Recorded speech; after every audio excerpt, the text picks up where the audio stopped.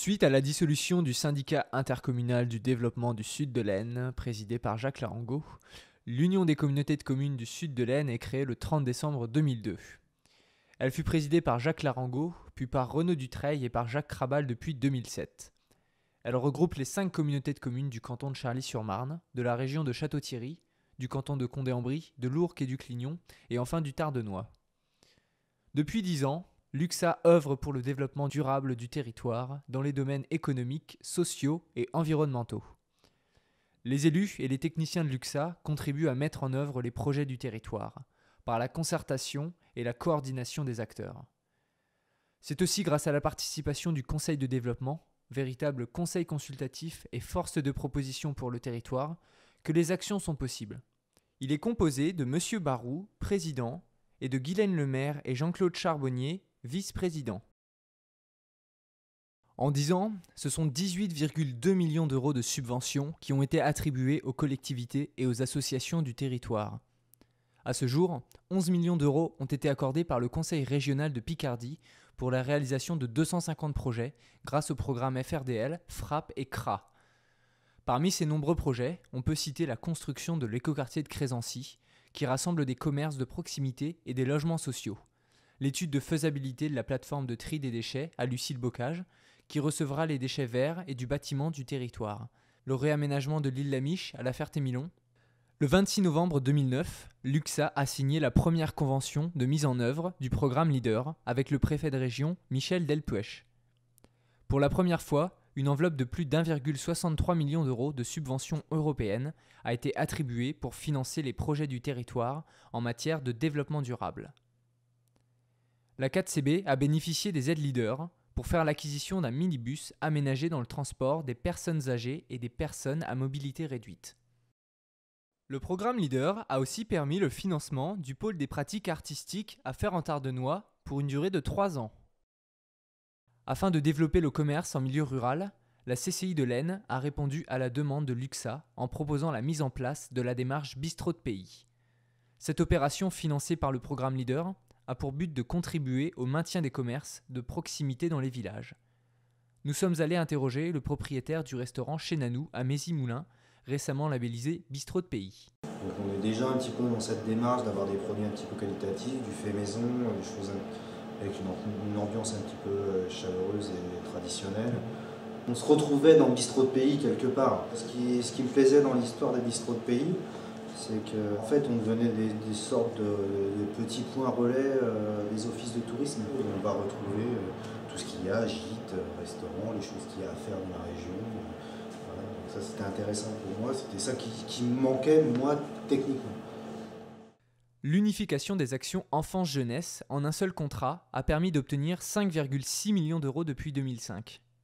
En plus du soutien financier, le contrat enfance-jeunesse a permis la coordination et le soutien technique des porteurs de projets pour la création et le développement des accueils petite enfance, enfance et jeunesse.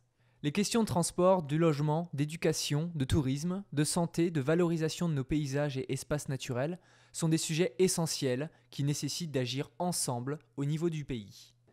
Les premières formations au brevet d'aptitude aux fonctions d'animateur et de directeur ont vu le jour en 2004. Elles favorisent la qualité de l'accueil des enfants et des jeunes en période scolaire et extrascolaire, en formant les futurs animateurs et directeurs des accueils de loisirs. 280 stagiaires BAFA et 60 stagiaires BAFD ont été formés à la ferme du Ruchailly. Depuis 2003, environ 7500 enfants ont été accueillis à la ferme du Ruchailly pour participer aux classes et aux ateliers du patrimoine. Cette action permet aux élèves d'assister, le temps d'une journée ou d'une semaine complète, à différentes animations autour du patrimoine artistique et culturel du territoire, peinture, poterie ou bien visite de musée. Ça permet aux enfants de rentrer au contact d'œuvres, d'artistes, de développer leur capacité d'expression. Le Centre local d'information et de coordination gérontologique du Sud de l'Aisne a été créé le 1er janvier 2004. Ce service à la population informe, aide et accompagne les personnes de plus de 60 ans afin de mieux vivre leur quotidien. Plus de 4000 interventions ont été recensées sur l'ensemble du territoire depuis sa création. Un partenariat efficace a été créé avec les hôpitaux de Villiers-Saint-Denis et de Château-Thierry afin d'effectuer un suivi avant et après l'hospitalisation des personnes âgées. La maladie d'Alzheimer est aussi au cœur des préoccupations du CLIC. Des actions de prévention et des groupes de soutien aux familles sont mis en place sur le territoire. Le CLIC organise également des actions de prévention contre les chutes avec les ateliers équilibre. Tenir l'équilibre, c'est important. C'était motivant, c'était convivial en même temps.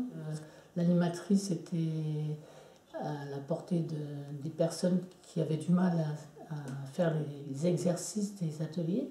J'ai pris une notice supplémentaire pour une personne de ma famille qui vient de se faire opérer d'un genou. Elle peut faire tous les mouvements qu'on a fait. Musique en Aumois s'impose comme un événement culturel incontournable. 68 concerts ont été programmés depuis 2002. Si le succès tient à la programmation, c'est également grâce à son atmosphère si particulière. Des soirées chaleureuses et des concerts gratuits qui se tiennent dans les villages de chacune des 5 communautés de communes. Les interventions de la Brigade Verte sur les communes du sud de l'Aisne ont permis la préservation des espaces naturels et l'entretien des espaces publics. Ces différentes missions les ont conduits à réaliser 700 jours d'intervention depuis 2002. Donc le Conservatoire d'espaces naturels de Picardie travaille depuis quelques années en partenariat avec l'UXA pour essayer d'apporter notre expertise scientifique et technique. Par exemple, ici, à la Hauteur du Diable, les systèmes anti-érosion sont entretenus partiellement par les brigades vertes dans le but de limiter l'impact de la fréquentation humaine sur le site. Les communes du sud de l'Aisne sont accompagnées dans l'entretien et l'aménagement durable de leurs espaces publics et naturels. L'objectif est d'aider à la mise en place de plans de désherbage et à l'élaboration d'une politique de gestion des espaces naturels du pays. La prévention des risques de pollution de l'eau liés à l'utilisation des pesticides est possible grâce à l'utilisation de techniques d'entretien plus respectueuses de l'environnement.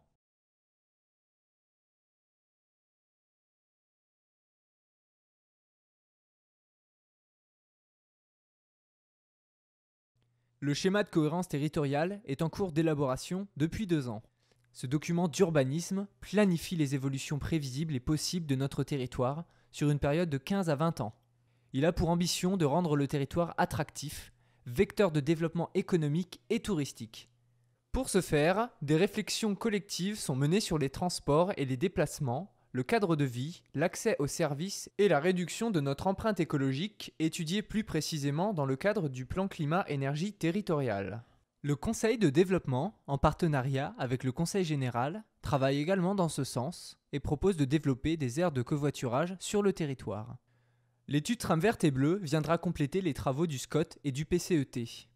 C'est avec cet outil d'aménagement du territoire que nous pourrons préserver la biodiversité et la richesse naturelle du sud de l'Aisne. La perspective de valoriser nos ressources forestières représente une chance pour le sud de l'Aisne. Elle permettra d'optimiser, de manière responsable et citoyenne, notre patrimoine naturel.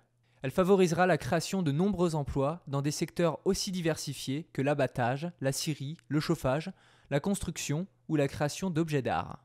Afin de mettre en œuvre des solutions alternatives face au problème de l'énergie, l'UXA et le Conseil de développement vont organiser un séminaire le 14 mars à la ferme du Ruchailly à Fossois. Cette journée rassemblera les acteurs publics et privés autour des thèmes suivants: énergie renouvelable et biomasse au niveau national, transition énergétique dans la région Picardie et dans le département de l'Aisne, transition énergétique des exemples de villes et de régions, stratégie énergétique dans le sud de l'Aisne des projets à venir. En 2012, l'UXA s'est portée candidate au projet expérimental lancé par le Conseil régional pour la création d'une économie sociale et solidaire. L'objectif de cette initiative est d'exploiter le potentiel économique du sud de l'Aisne, notamment les filières courtes. Ce dispositif est mis en œuvre avec le soutien technique de grands ensembles. Le projet de création d'une maison du tourisme du sud de l'Aisne est en cours de réalisation.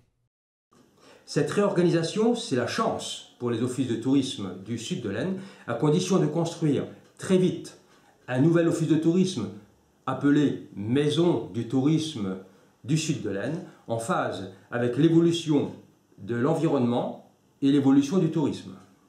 Eh bien, en positionnant la Maison du tourisme sur des nouveaux métiers avec l'univers du web, en agence réceptive avec une vision commerciale, en apporteur d'affaires pour les prestataires et en conquête de nouvelles clientèles, Alors, elle créera de la valeur ajoutée et pèsera favorablement sur l'économie touristique du territoire.